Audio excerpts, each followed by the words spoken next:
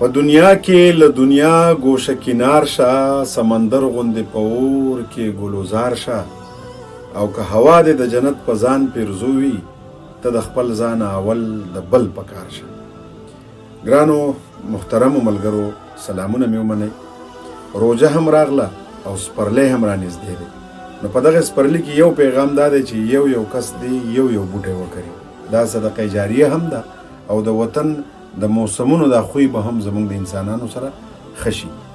بله مې ضروري خبره دا کوله چې په سوات کې خپل کور فاونډیشن په نوم چې دا کوم اداره ده، په دې کې په سلګونه ماشومان یتیمانان سبق کوي. د دغه ماشومانو تعلیم او تربیت ډېر په ښه طریقې سره کوي.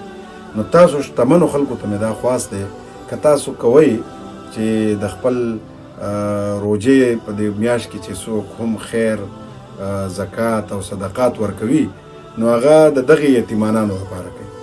دغه یتیمانان زمونږ د ټولو ملګرو، زمونږ د ټولو دوستانو په نړۍ کې چې څومره هم یو، دیو ته سترګې په لار دي.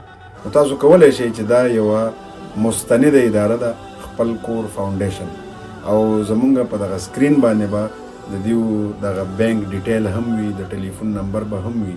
که تاسو په باور نه وي، تاسو معلومات هم کولی شئ، دغه ځای ته تللی هم شئ.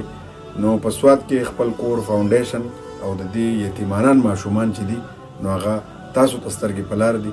نو کولی شئ چې خپل امداد د دغې ادارې سره وکړئ.